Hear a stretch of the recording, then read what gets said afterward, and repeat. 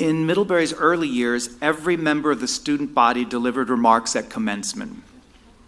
We would be here forever if that were happening today. So about 150 years ago, that practice of student speeches at commencement faded away.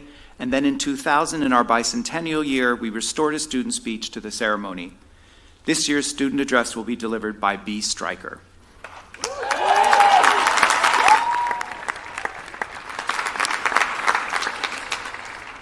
B. Straker is a graduating senior, a first-generation graduating senior from Washington, D.C. B. Straker has just completed his term as SGA president, and before that, he was a sophomore senator and member of community council.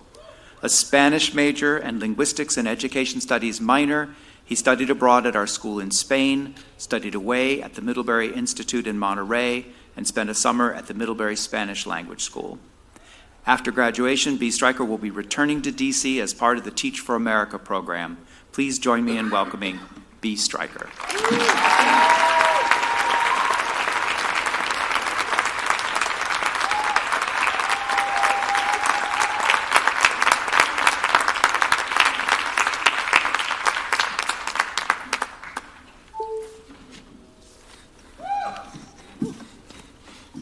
Thank you, everybody.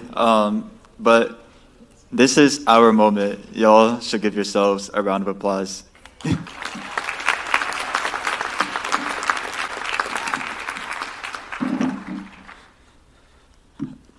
Like some of the graduates in the audience today, I did not come to Middlebury straight out of high school. After graduating from Paul Laurence Dunbar High School in Washington, D.C., with the senior superlative, most introverted,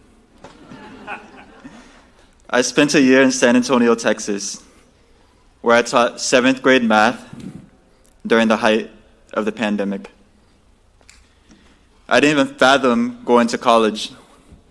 No one in my family had attended college after all. But along the way, somewhere in Texas, I met the founder of the Mims Institute, Jason Mims, who would go on to be a mentor for me. It's likely that y'all have somebody like this in your own life, a mentor, somebody who supports you. Anyways, the Mims Institute is focused on helping low-income, high-achieving students attend Tier 1 colleges and universities. And Jason has zoomed in as a guest speaker at the school that I was working at to share some words of wisdom with my fellow teachers and me. And I was so inspired that I reached back out to him personally. And through his guidance, I started to see a future for myself. A future that was different from the one that I believed I was destined for. I saw myself not only attending college, but attending one of the top colleges in the nation. Before meeting Jason, I had never heard of Middlebury. Unless you attend one of the expensive private schools in DC, Middlebury is likely never mentioned or recommended. But in rural Vermont is about as different as can be from Southeast DC. But with my keen interest in foreign languages, Middlebury seemed to be the perfect fit for me. And once he mentioned that Middlebury met 100% of demonstrated financial need, I was sold.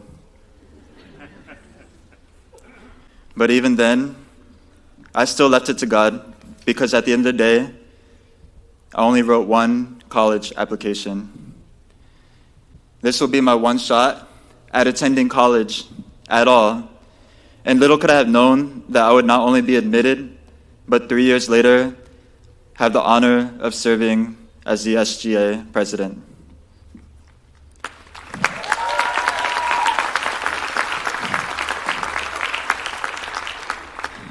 So I owe the start of my Middlebury career to the mentorship of Jason Mims, who, I am proud to say, flew in from Texas to attend our graduation today.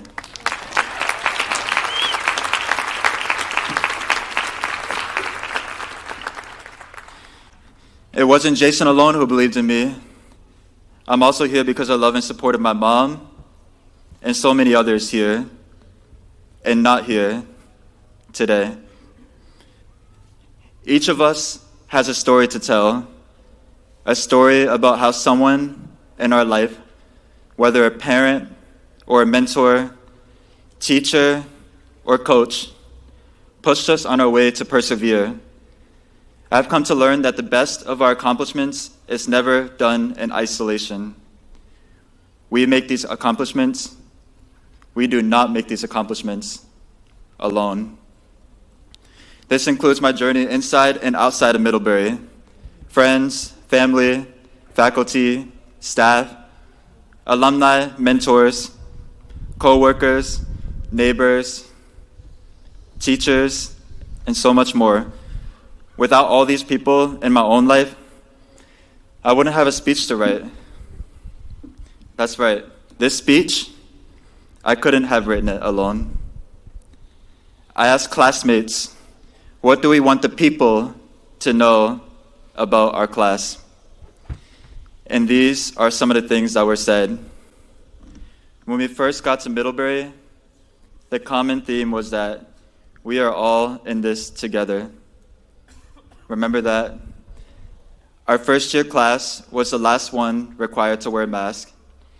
We were coming out of a pandemic, and we stayed resilient. We won tournaments. We started businesses. We revived clubs. We worked hard. We threw parties. We created change. We have grit, and we are not alone. I asked faculty and staff to describe our class. They said, we are hugely resilient. Between all corners of campus life, from the classrooms to the labs, to everywhere in between, where our needs are met by them and student employees, they're genuinely going to miss us so much. We've been described by them as dynamic, smart, curious, and kind. As the largest class many have ever seen, we've left an undeniable imprint on this campus. Through adversity, presidential transitions, and a post-pandemic, war-torn world, we've invited the institution to live out its mission more fully, to learn not just inside classrooms, but outside of them as well. In moments of disagreement and discomfort, profound growth ensued, and we are ready for the future.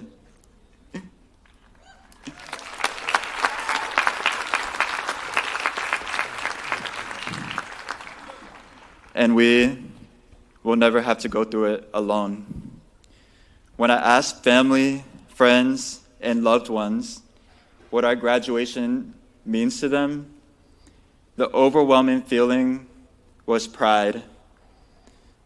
Pride in our resilience, pride in our growth, and pride in the people we've become. Somewhere in this crowd, there's a grandparent clutching an iPad with trembling hands, trying to record this moment through tear-blurred eyes.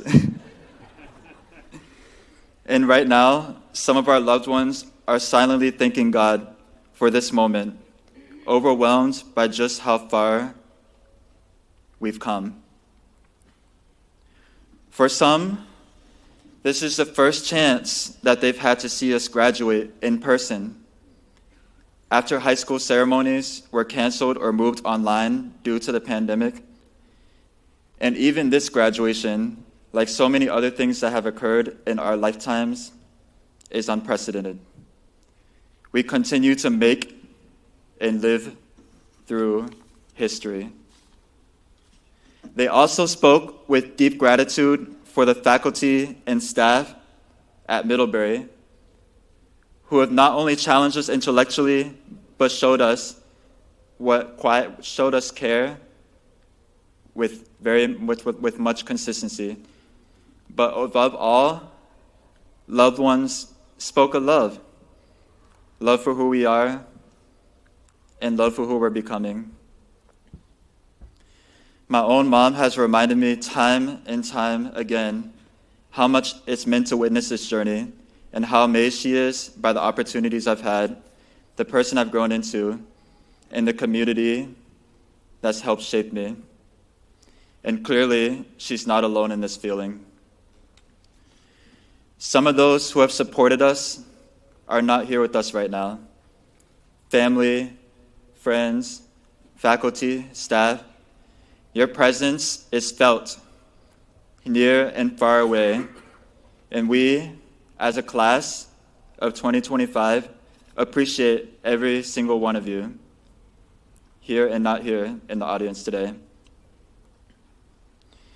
For those who are here with us in this moment, everybody look to your left and everybody look to your right and tell the person next to you, you are not alone.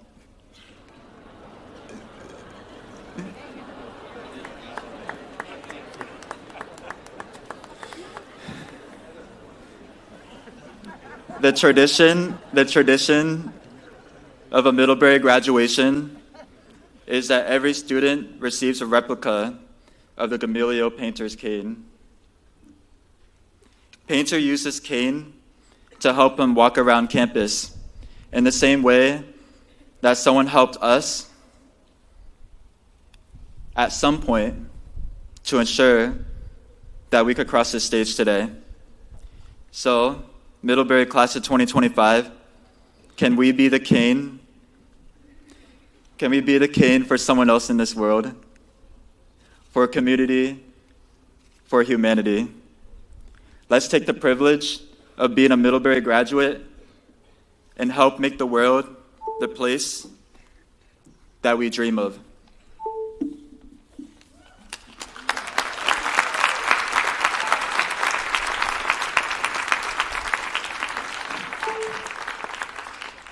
Next week, I'll be back in Southeast DC with Teach for America to nurture under-resourced students attending the very same school system that I graduated from. I'll shine the spotlight on the endless opportunities that exist after high school graduation. They will know that Middlebury is one of many amazing options for them. I'll be there to move them along the way, and they will not be alone. We are not alone. I'm not alone.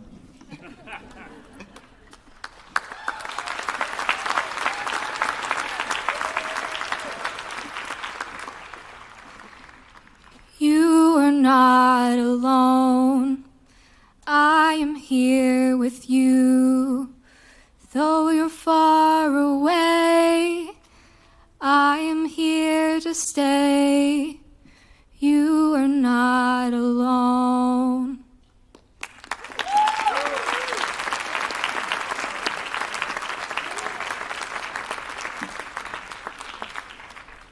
Thank you, Liana Eisner, from the class of 25.5. And thank you everybody for being a part of this story. After today's ceremony, my mentor, Jason Mims, is off to Notre Dame for his 50-year college reunion. Our 50-year journey begins now.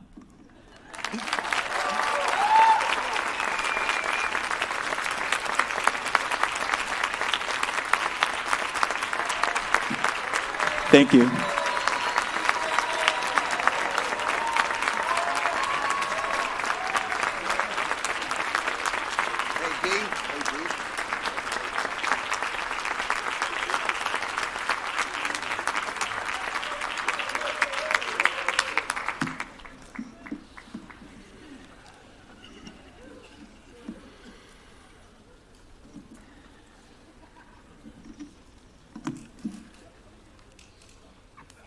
thank you to the amazing B. Straker. We need to do that again.